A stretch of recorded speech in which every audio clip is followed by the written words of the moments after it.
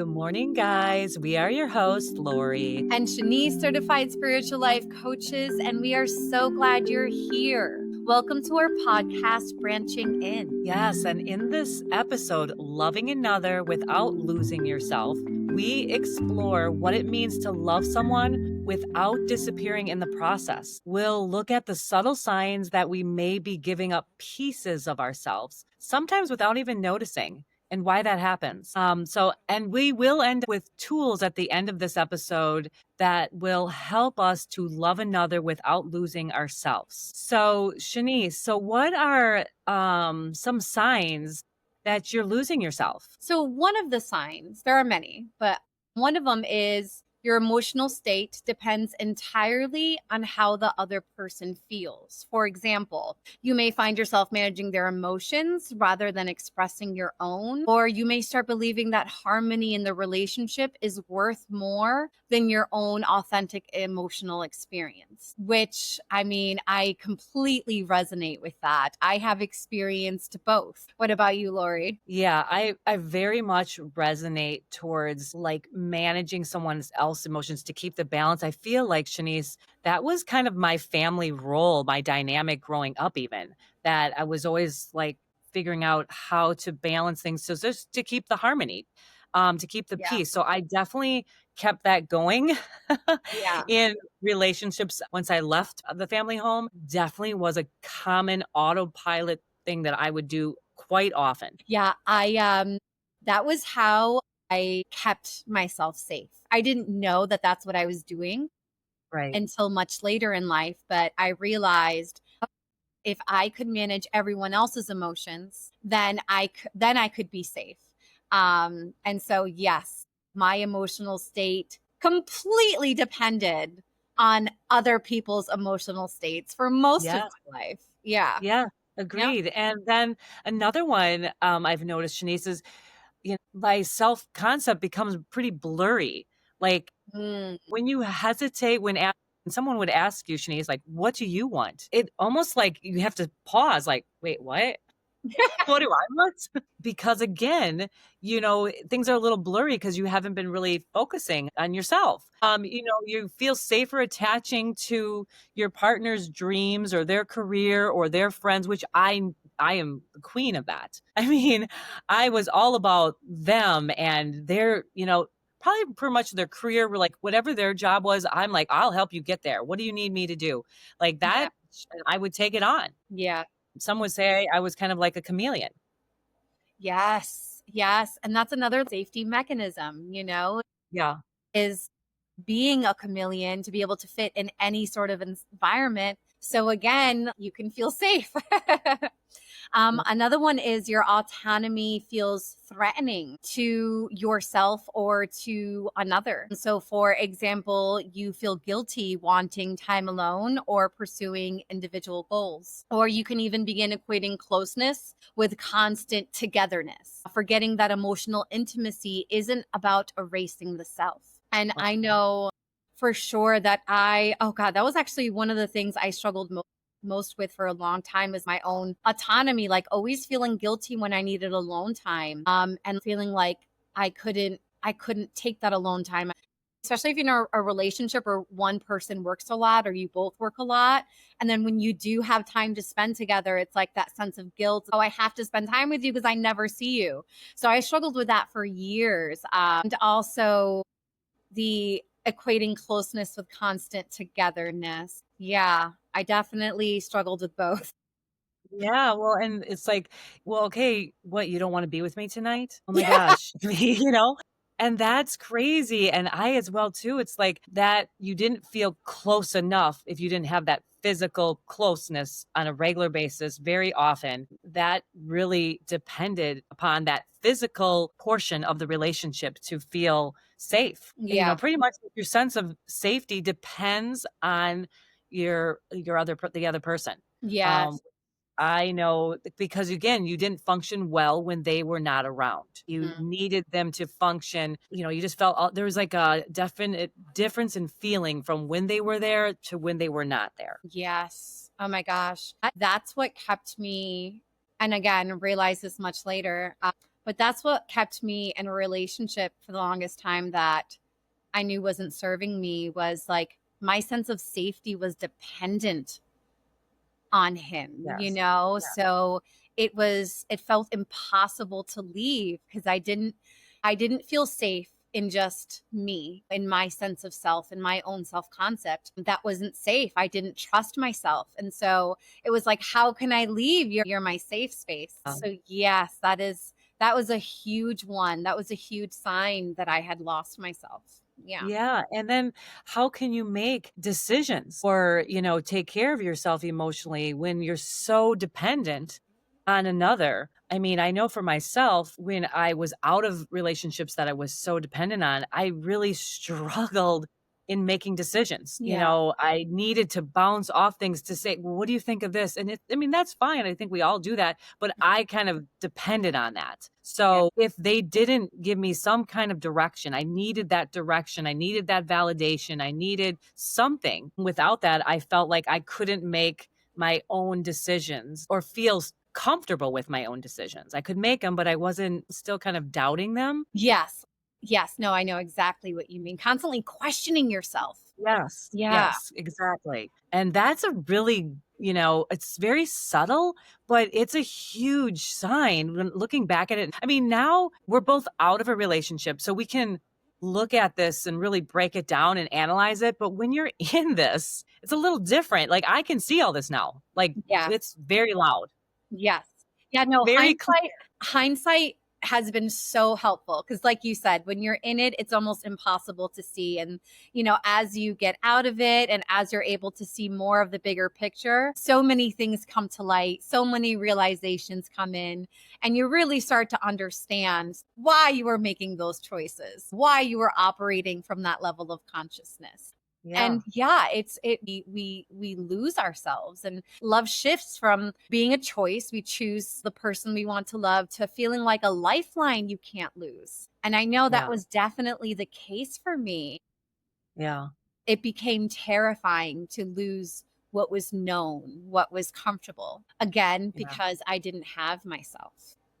Yeah. Yeah, exactly. And again, for people that are listening and are in relationships, um, we were just saying, this is really hard to kind of detect when you're in it. But there is things we know, we just kind of ignore. We can, like, again, I know I've felt a lot of all of these things that we're talking about, so they'll make sense. But the biggest wake up call for me in any of my relationships, soon as the relationship ended, I felt so lost. I mean, we all feel a sense of loss. Obviously, when a relationship ends, it's an ending. So we're going to have a sense of sadness. Normal. It's absolutely what you should be feeling. Yeah. But I would have an extreme, I can't go on. Like, I am lost. Like, what do I even like? What do I want to do? What kind of food do I want to eat? Like, I mean, lost for a Yes. bit. I feel very Yes. cloudy. And that was a very big wake up sign for me because I couldn't feel the sign so much when I was in it, which is a Mhm. little more difficult.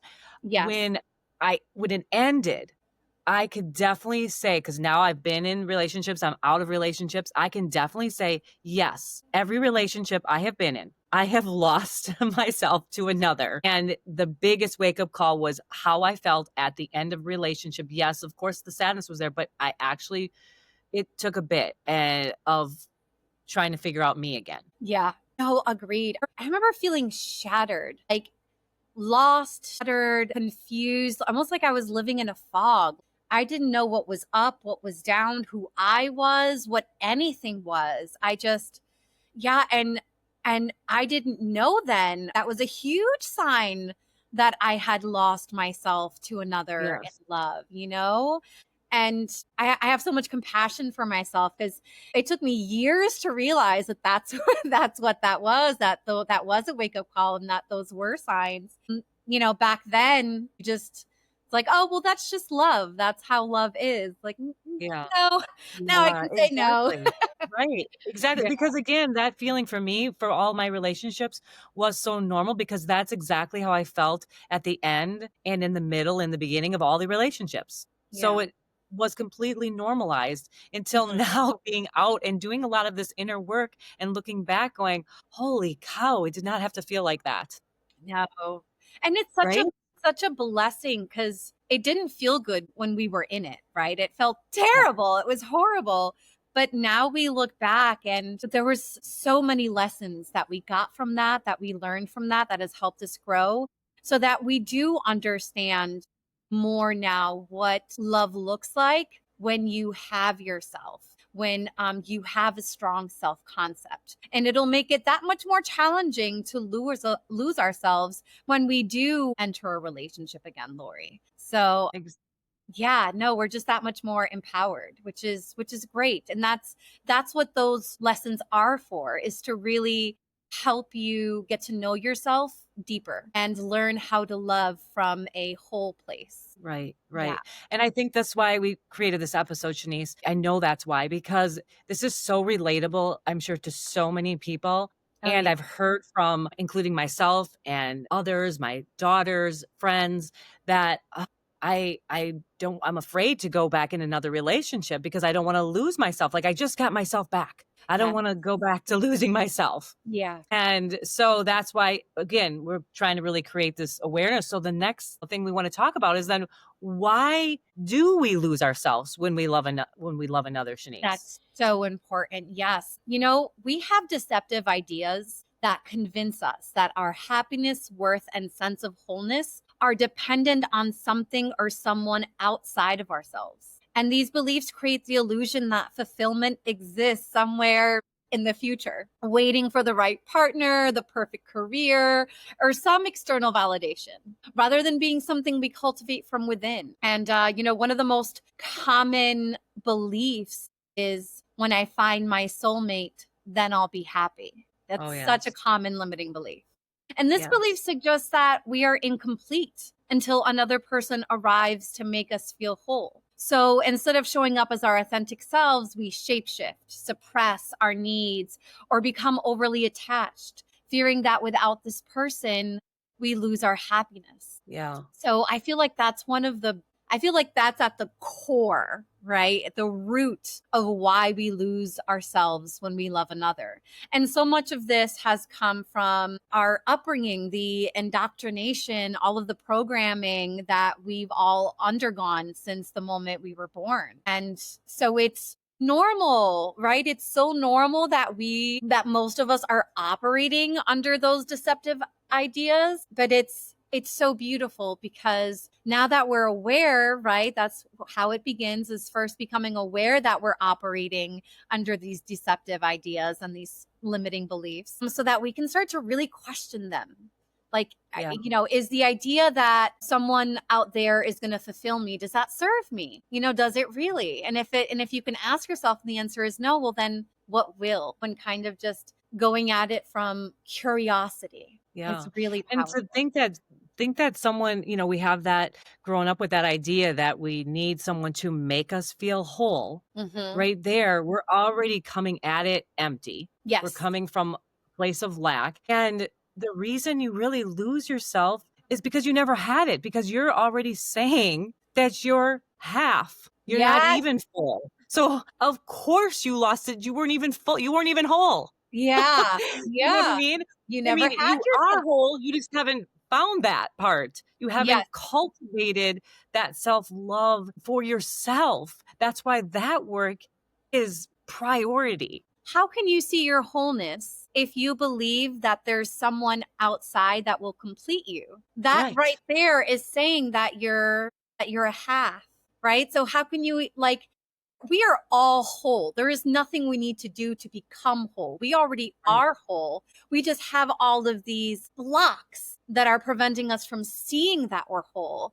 And that, this is a major block, believing the right Yeah. partner or person will come to complete Yeah. us. That is, you're already starting off the bat saying you're half. Right. So, Exactly. So you're already, again, of course, you lose yourself. You didn't even you never seen it. yes. And It's not that you didn't have it, you have it, you just haven't explored that and seen that portion yeah, because you're convinced you put that down, you push that away because you're not supposed to complete you. Someone else is supposed to complete you. yes. And so when you believe that, that's how we get lost in our partner's experiences, feelings, their story. and how we disconnect from ourselves. And so Yeah. then we become overly attached and consumed by another, putting Yep. all of our energy into loving them, fixing them, and Well, saving them yeah, from because 'cause they're themselves. half of us. So if Yeah. they're half of us, I'm gonna make them a damn good half of me. So I'm gonna fix them, and I'm gonna save them because this affects me too, Yeah. because I'm so invested on what this other half looks like, Yeah. right? Like, this is really important because it's half of me. Yeah. So I have this huge investment in this. So I am gonna be overly attached to their experiences, to their stories, to their feelings, of course. Yeah. Yeah. I mean, it all just starts to make sense. Like once you start to put all the pieces together, the puzzle pieces, you're just like, oh my God, well, no wonder. Yes. Like, no wonder I'm so attached to, my partner. No wonder I'm completely dependent on my partner's safety, or, my own sense of self is based on them. And this is why I'm trying to fix them and save them from themselves. And it's like, my goodness, so much, all Yeah. of this energy and time Yeah. that So we're much is putting into riding on this. something that's false to begin with. Yeah. Right. Yeah. Right. Yeah, Yeah. so much false sense of security. And Shanice, this kind of leads me right into like one of the biggest reasons why we really lose ourselves to another is we have this strong fear of being alone. Oh my I mean, gosh. let's talk about this, Shanice. Like, really, I've heard that like forever. Like, I don't want to be alone. I don't want to be alone. I've said it. I've heard it. My kids have said it. That's a huge fear for most everybody. I'm so excited to talk about this because this subject is so near and dear to my heart. One, because I have been terrified of being alone most of my life, and I did not Same. realize this until recently, that fear was underlyingly, unconsciously guiding all of my choices, but without my awareness. Yeah. And so really looking at that fear and facing it has been just amazing for me in my life. And so yes, please, let's talk about it. Yeah, Let's let's get talk into it. about it. Let's just start out with the basics, Shanice. Let's Yes. just talk about the word itself, alone. Yes. Like word, if you hear that word alone, you're in a crowd, you're anywhere, wherever you read it, you hear it, you see it, being the word alone is just looked down upon. I Yeah. mean, when you hear someone's alone, they're like referred to as a loser or they're alone. They just are without. They don't have much. They're alone. So Yeah. this word alone is Yeah. Like alone. they're called loners, right? Like, Yes. they're a loner, which very similar to the word loser. And I know, like, yeah, like oh God, that is such a fear. Like I feel it in my chest, even just Yes. talking about it, that fear of, oh, I don't want anyone to look at me as a loner or as a loser. So That comes I back to high will school. yeah, I will do everything to stay in all of my attachments and relationships so no one can ever look down upon me or mistake me for a loner. Oh my gosh. Yes, I mean, if we didn't get picked in, school sports or, I just remember, oh my gosh, I'm a loner, I'm a loser, I'm alone. Like the Yeah. word just carries a very big weight of, you Yes. know, ick. Yeah. Such a negative connotation, Yes. the word alone. Like, oh my goodness. So Yes. we're fearing just that word itself. Like again, that's one thing. So if we hang on to this partner, no matter at all costs, even if I lose myself, I'm still not going to be alone. We'll fall in love with potential. We'll do whatever it Mhm. takes so we are not alone. Yeah. Because our society, I feel like, has made it so that if you're alone, that is like the worst possible thing that could happen to you, especially as Yes. a woman. Like, Yes. that is the worst thing that could happen to Yes. you, is that you're alone. Yeah. If you Yeah. go somewhere alone, like people are going to look at me funny. And sometimes they do because, I'm used to going a lot of places alone, but Mhm. it's so looked down upon. Yeah. It's so like, what's wrong with them? Yeah. Why don't they have any friends? Like Yeah. they're alone. I've gotten much better at going to places alone, but for the longest time, for most of my life, I refused to go anywhere alone. Like that was so scary to me going anywhere on my own. So if I couldn't get someone to do something with me, I just wouldn't do it Yeah. because I was just terrified of like, going places on my own. And I not so much anymore. Actually, now I love it. Yeah. Now I Well, love going yeah. to places on my own. But yeah, no, for the longest time, there's just such a stigma of Yeah. being Yeah. alone. And yep, Yeah. and why we lose ourselves and someone else is we just put so much energy unknowingly, unconsciously into keeping whoever we're with so we don't end up into this horrible negative word alone. Yeah. So, and that's basically a big portion of this. Yes. And how can you value being alone if you demonize it or haven't experienced it? Right. I know I demonized being alone and I was so afraid of it that I harmed myself in so many ways unconsciously just to keep from being alone. And I hadn't even experienced it. It was just from the fear and from how society has portrayed being alone. It scared me enough that even though I had never experienced it, I would do anything and everything to never be alone. Yeah. Yeah.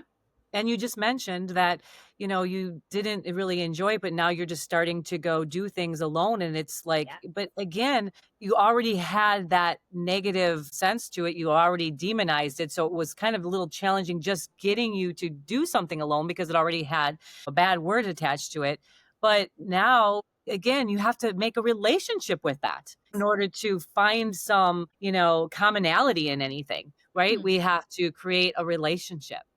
Yeah. And that is something that you're finding out right now. And I know for the last couple of years, not having a, physical partner in my life, I have really cultivated a relationship with alone and have started to really enjoy it and really look at it differently. And I wouldn't have been able to do that if I didn't take the time to be in it. Yeah. And like really like you have to get past that uncomfortable piece because there's obviously the uncomfortable parts we just talked about. But then once you get through that and go, okay, wait, what's so bad about this word? Like, Yeah. you know? Yes. And for me, like in the very beginning, it felt very lonely. Yes. And that was hard to sit with. It started with me because again, I still had this negative connotation of the word. I pitied myself, I'm like, oh, I'm so alone. And I kind of like sat in that self pity and in that sense of loneliness for a while before I started to move through it and really kind of change my perspective of what it is to be alone. And it's funny because once you find yourself, you can never be alone again. Yeah. Well, do you notice that? Okay, so if you're in a relationship, Shanice, that makes me just think. So if Mhm. you're in a relationship with somebody and you're in this, I'm half of me and they're half of them, and you're in this half makes a whole relationship, Yeah. you're gonna be in this relationship. And you're maybe physically not alone, but you will feel alone, even though you have a partner, because you only have half of you. So it's like if you didn't cultivate that self-love and come to this relationship whole, you can be with other thousands of people in a crowd and still feel alone. That's I the had that. difference. I had that. So my last relationship, I was in that relationship for 18 and a half years. And so I've been single now and alone on and off for the past few years, but solidly for the past few months. And I have to say that I mean, like I said, when I first started it, I was really just in self pity and all of the hurt and the fear and, sitting with that for a while before it started to shift. And once it shifted, I realized I'm like, wow, I felt more lonely while I was still in my relationship than I did now that I'm single.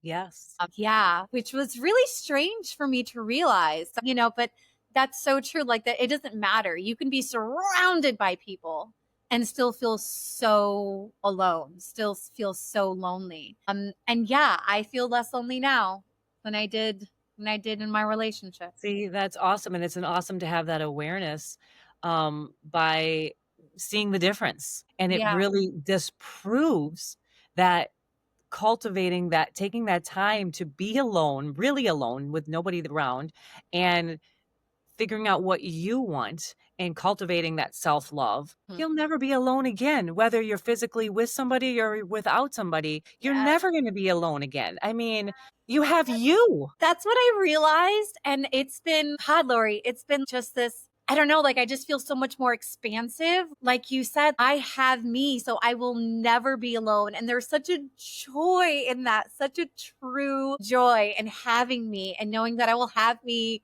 forever and ever, and I Right, will so now you can never never be be alone. exactly!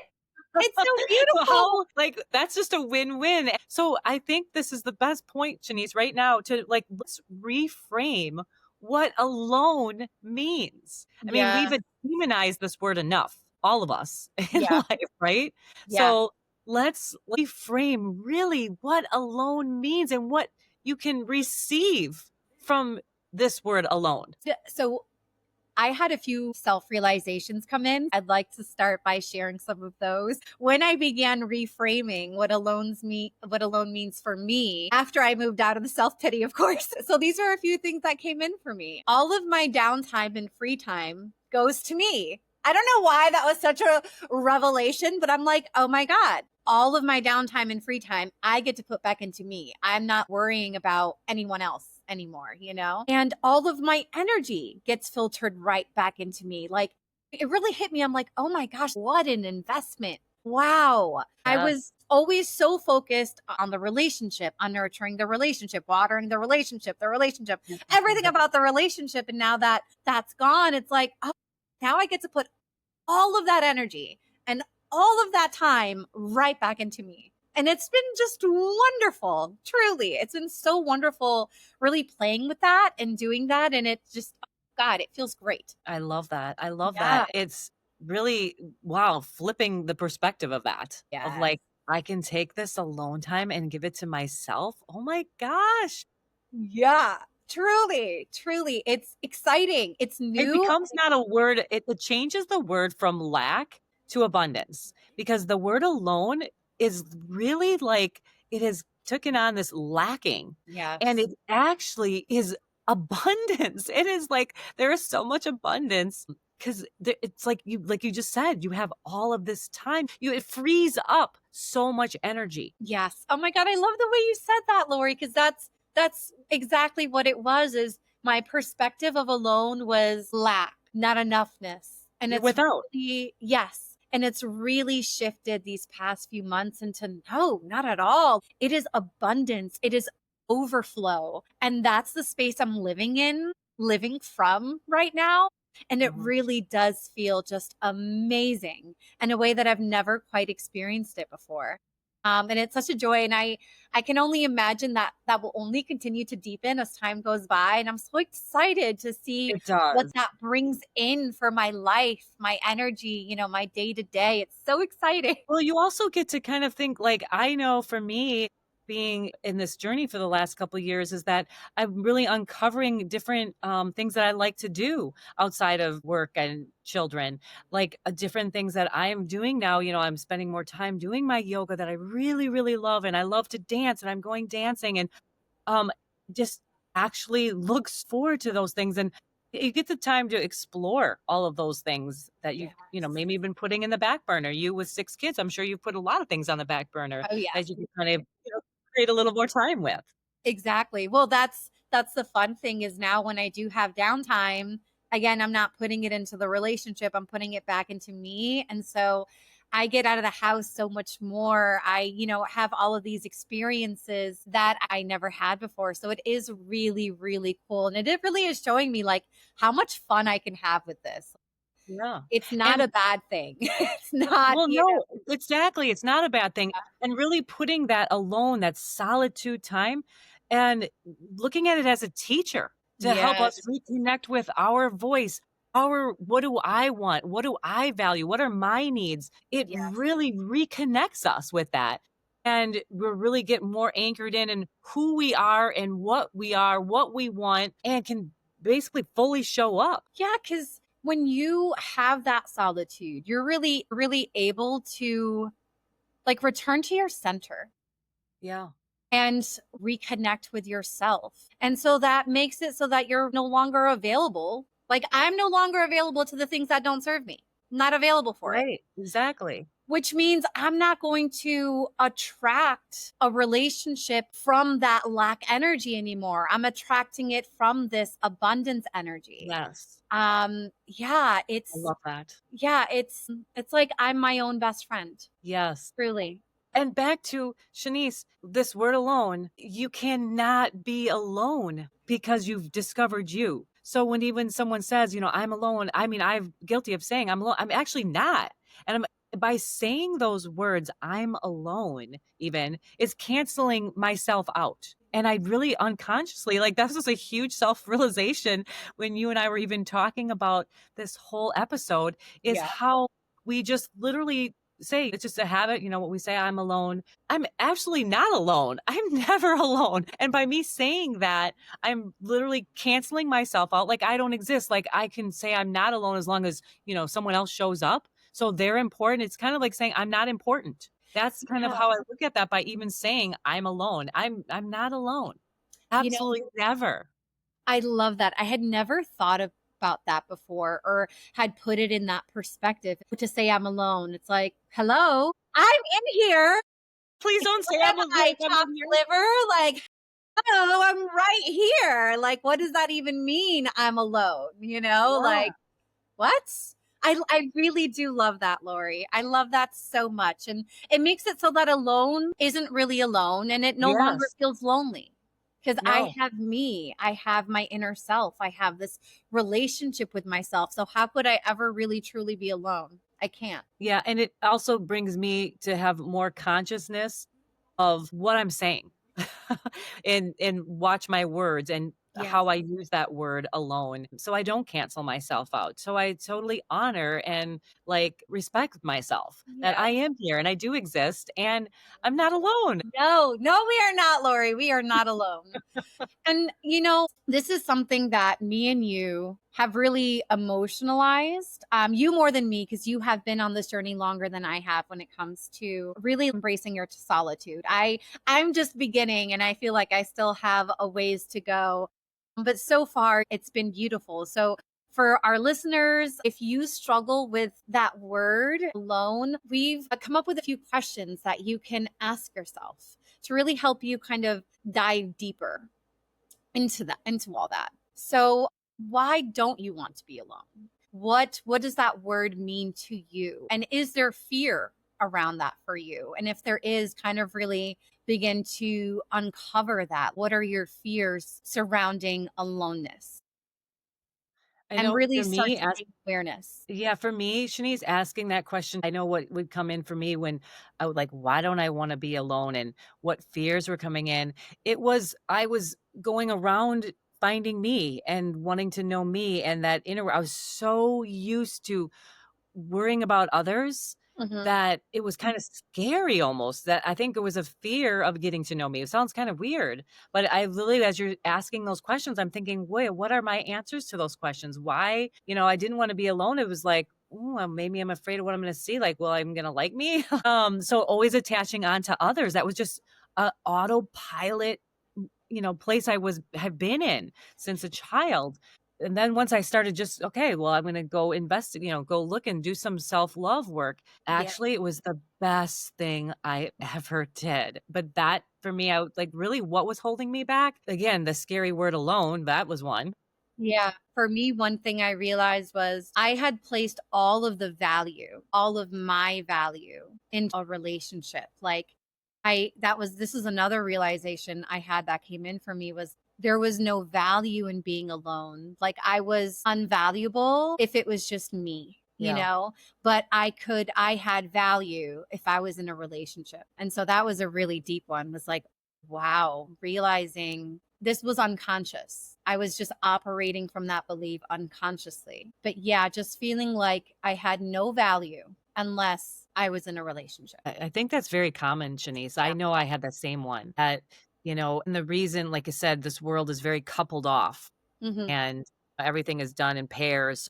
That kind of a very normal, I believe. Every book we've read, every movie, it's the couple that ends, we're always cheering for them to end up together, right? Yeah. So I feel like that's just very universal, very, Yeah. I know it is for me, very much so. It made me sad when it really hit me that that was a belief I was operating under. I was so Yeah. sad for myself because I'm like, oh my God, I had no idea. I'm like, wow, I really, I didn't know that I saw myself as having no value unless I was Yeah. in some sort of connection with another. I Yeah. had to grieve that. And Yeah. and I really realized like I don't want that belief. I want nothing to do with that belief. And I don't feel that way anymore.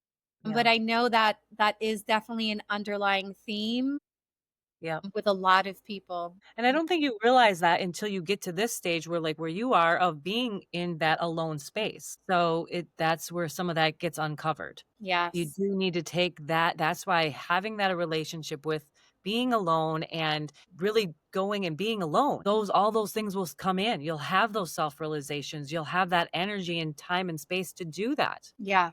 Reframing what alone means for you really will help you to not lose yourself in another person because that really is such a big thing is we're so afraid of being alone, so we will cling to any relationship so we don't have to face that. So reframe what alone means to you. It will change your life. I know it's changed mine.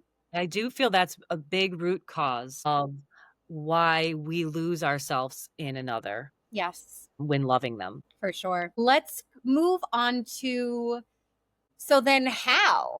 How do we love another without losing ourselves? We covered why, so now let's cover the how of it. Well, like I was just saying, you need to feel that aloneness. You need to sit in that space to get to know yourself on a deeper level. When you know who you are and you value yourself and you can protect yourself from not getting lost in another. It's that, I mean, it sounds that simple, but really that's it. Whether you want to stay with your partner or not, getting comfortable with being alone just helps you become your own person. Oh my God, yes, I am so glad you brought that up, Lori. That's so important to know. It's whether you're in a relationship or not, get comfortable being alone because it helps you to become your own person. That's so important. Oh my goodness. Yeah. And it helps you cultivate your own sense of self to create that strong foundation because everything else is going to be built upon that foundation in your life. So, getting comfortable being alone is really what's going to set you up for success in every aspect of your life. Because you're Right. always going to have that. You know, like I said, I felt more lonely in my relationship than I did outside of it. And I think everyone experiences that to a certain degree. And if you can get comfortable being alone within yourself, whether or not you're in a relationship, you have everything you need. Yeah. And you know, Shanice, I mean, this sounds real like just not giving the responsibility to someone else for your happiness because we're all responsible for our own happiness. And I know like we've heard that, but to really emotionalize that truth, that is like, you know, it's like a subtle sign. And even in when we're like with somebody going, am I like expecting them to make me happy? Like, is that what I'm doing here by putting all of this in them? And it just sneaks up upon you like, no, I meet my needs. That Yeah. is my responsibility. They were not born and put on the planet to meet, you know, be responsible for Lori's happiness. That is not why they were dropped here. And Yes. really emotionalizing that truth has helped me be the responsible person for my own happiness. Yes. And that's such a key point in how you love another without losing yourself. You put your happiness back into your own hands. Yes, yes. And I mean, it's so empowering. It's so empowering. And that really goes along with knowing what your values are and what matters to you. And if you can do that before merging your life with another, oh my gosh, more power to you. And again, whether you're in a relationship or not, really taking some space that's just for you so you can figure out what your values are. Yeah. And that will really help you to maintain that sense of self so that you don't lose yourself in another. Right. Right. That's so important. Very true, Shanice. And really, the most important aspect of how to love another without losing yourself is becoming aware of the beliefs that you have around yourself. You Well, know, we've talked about that. I would say out of everything that we've discussed today, that is the most important one. Because, like I've shared, I had so many beliefs that I didn't realize were running my life and were making my choices. And becoming aware of that really, I mean, it changed everything for me. So I will advocate that that is like one of the most important parts in how to love without losing yourself to another is become aware of what you believe about yourself, about your relationships, about love, about life. It will really change everything and really empower you to live from here, from your center. Right, right, because the best relationship expands who you are, not shrink it. So if you're expanding, that is a big sign. Yeah. And like one realization that I had, or like a limiting belief I became aware of, was I'm alone equals I have failed. If I'm alone, I have failed. And that's one of the reasons why I worked so hard on keeping the relationship going, was because I really believed that if I couldn't keep my relationship going, it means I have failed. And now I've let that go and I've realized that is not true. And I choose not to believe that. Yeah. And also, like, my ego, when I first lost my relationship, my ego went straight to everything I was losing. And so I couldn't even see how it was serving me because I was just so focused on everything that I was losing. Yeah. And so really kind of shifting that, like, it's good to become aware of what you're losing and grieve that. That's a Mm. normal part of the process.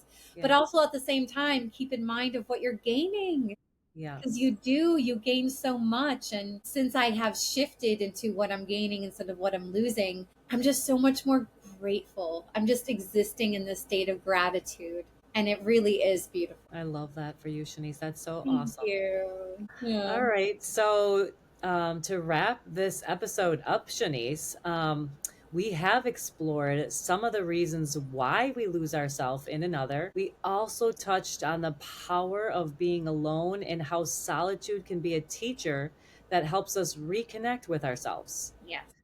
which means we're never really alone because, again, we have ourselves. How awesome is Yes. Yes. If anything gets through today, let that be the one. We're that? never Yeah. really alone because we have ourselves. Yes. Exactly. If you'd like to learn more about us or check out our products and services, you can click the link in the description. Pair our self-love course with our workbook bundle to really help you pinpoint why and how you may be losing yourself to another. Yes, I know the self love, when just even creating that and doing that course has taught me so much. It makes me realize how that is the foundation, the Yeah. self love, because everything else will fall into place and everything is easier. Like to even really embrace the word alone helps having the self love. Yes. Yes. No, I mean, as I've said, and I'll say it again and again, self love has changed my life and has really completely just changed my perspective. I can't even imagine what my life would look like right now had I not really taken the time to go through our self love course and find all the ways I was blocking myself from it. So, yes, highly recommend. Today's quote is by Ernest Hemingway. People always think the most painful thing in life is losing the one you value. The truth is, the most painful thing is losing yourself in the process of valuing someone too much and forgetting that you are special too. I mean, I absolutely, wow, what a it just great, wraps up this entire episode. absolutely. And that's it for this episode. If this episode spoke to you, please like, subscribe, and share it with someone who needs to hear it. And thank you guys for listening to Branching In with Shanice. And Lori, join us for our next episode. We post every Friday. See you guys then.